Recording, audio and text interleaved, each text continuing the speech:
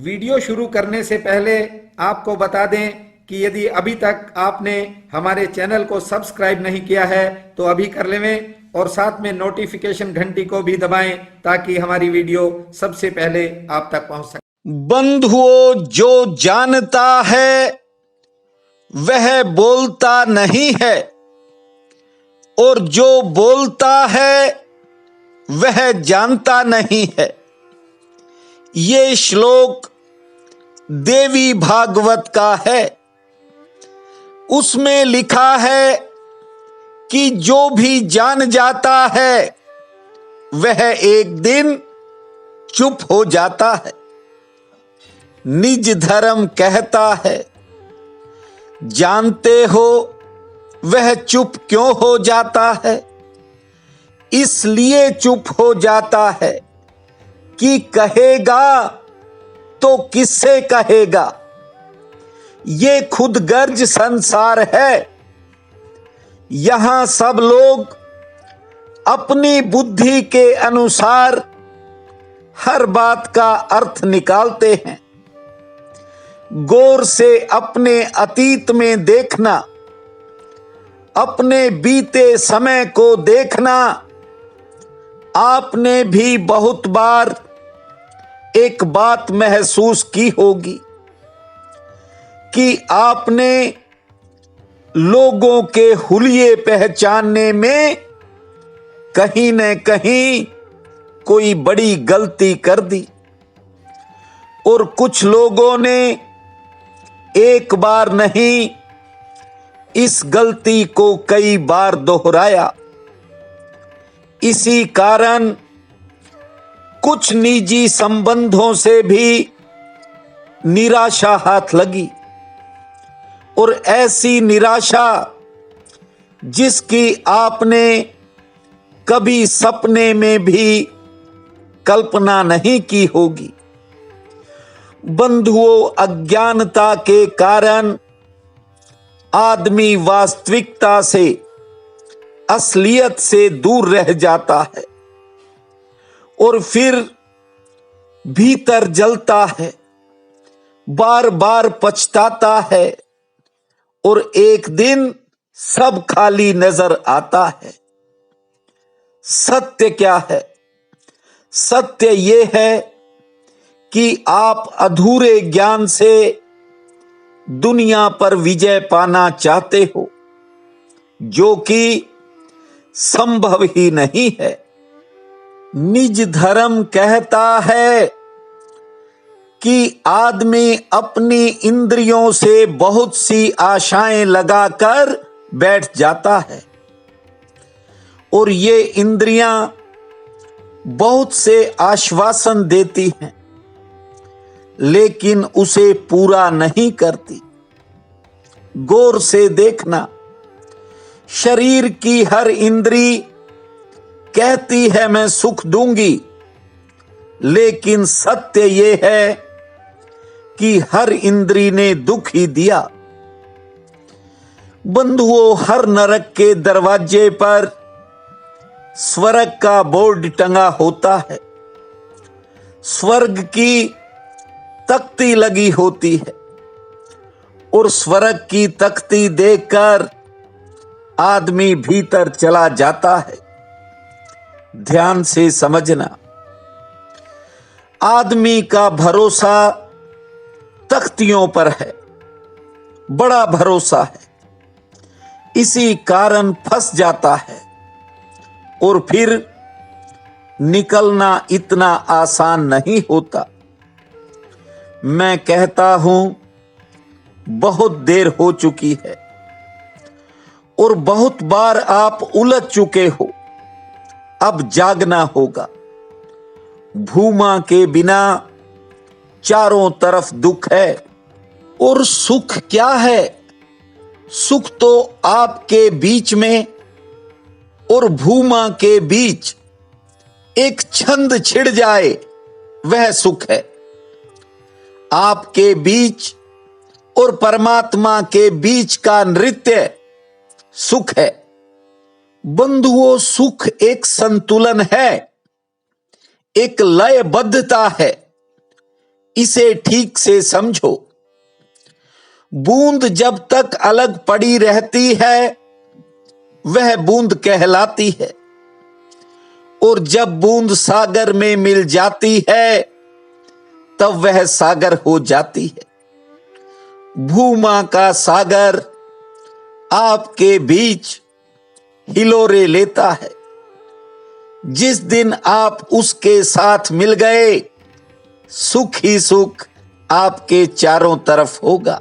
जिस महात्मा ने मुझे निज धर्म का पाठ पढ़ाया था, वह अक्सर एक बात कहता था, भूमा बिन दुखी भूमा संग सुखिया। भूमा के बिना आदमी दुखी रहेगा, और जिस दिन भूमा का संग पकड़ लेगा, भूमा के साथ हो जाएगा, उस दिन सुख ही सुख उसके जीवन में उतर आएगा। आप भी चाहो तो कल की इंतजार नहीं करनी पड़ेगी, आज ही भूमा से जुड़ जाओ, और चाहो तो इसी क्षण जुड़ सकते हो। चाहो तो इसी क्षण आपका जीवन उत्सव बन सकता है।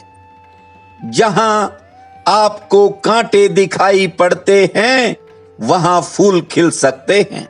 जिसने भी अपना साथ भूमा के साथ जोड़ लिया, उसके भीतर सुख के फवारे फूटने लगे।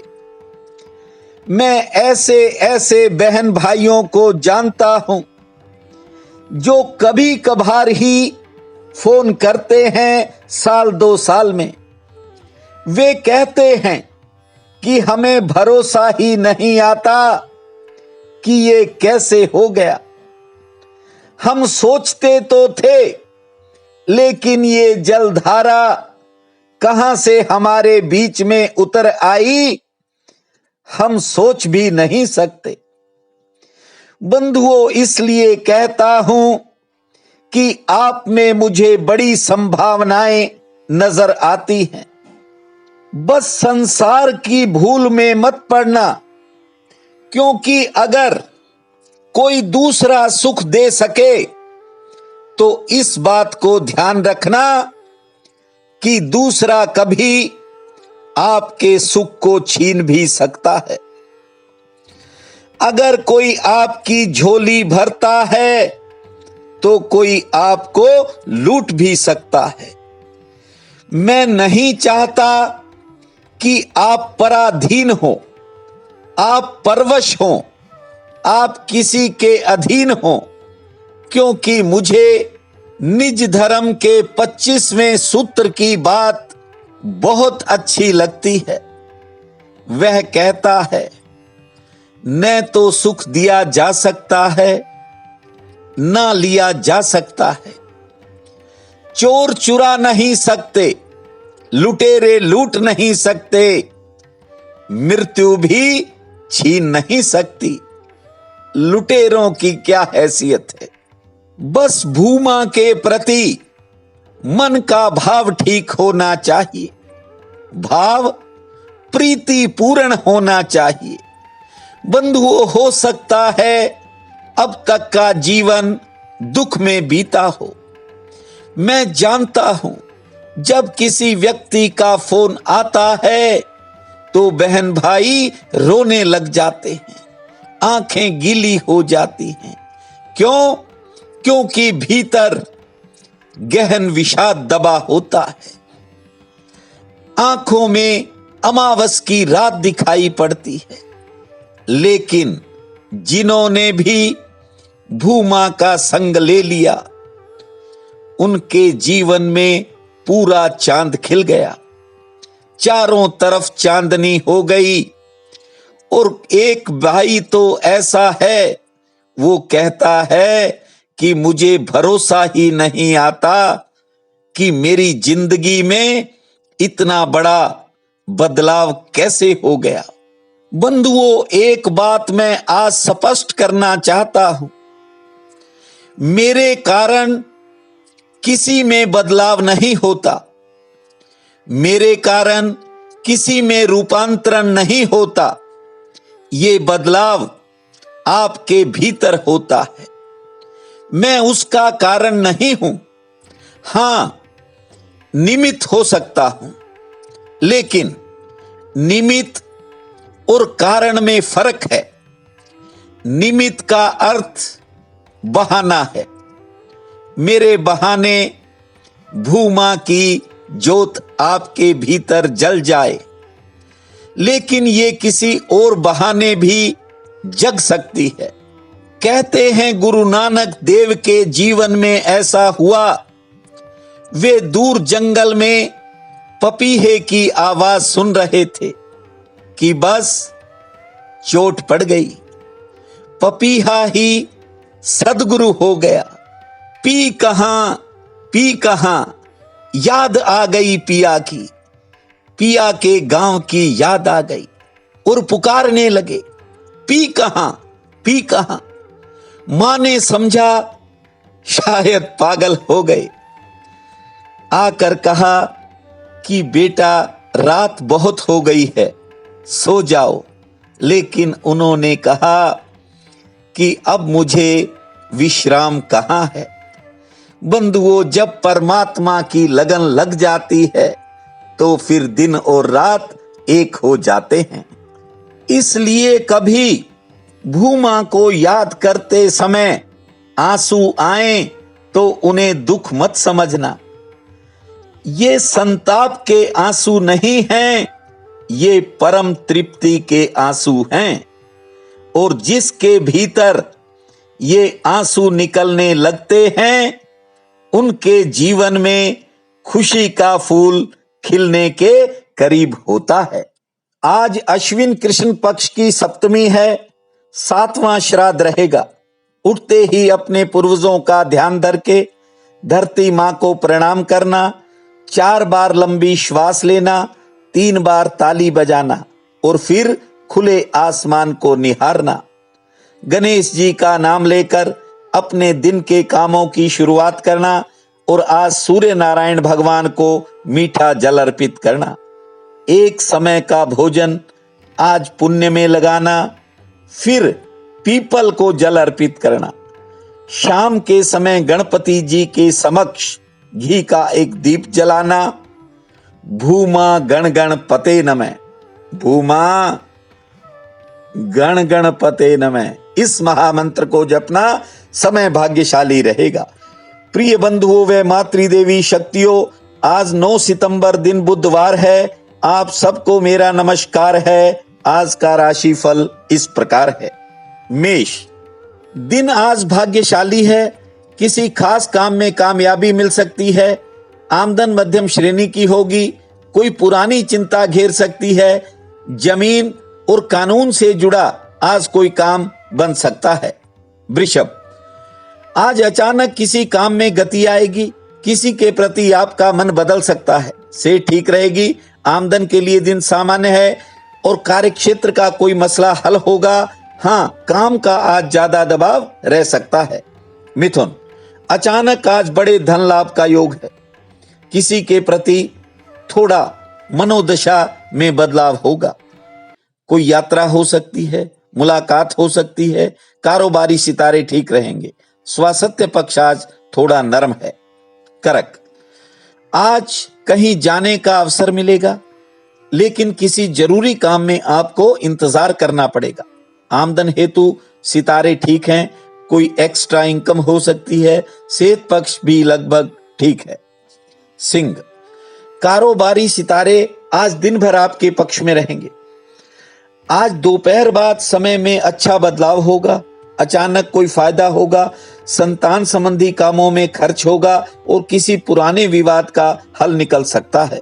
कन्या, किसी महत्वपूर्ण काम में आपका समय लगेगा। ये काम किसी दूसरे का भी हो सकता है। यात्रा की योजना बनेगी। मन में कुछ नए विचार भी आएंगे।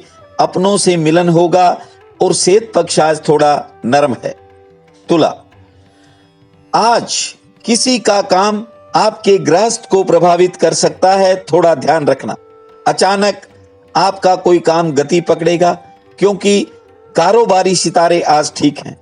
सरकार से संबंधित कामों में सफलता का योग है, लेकिन कोई नया खर्च भी सामने आ सकता है। वृश्चिक, आज अचानक किसी के प्रति आपका आकर्षण बढ़ सकता है।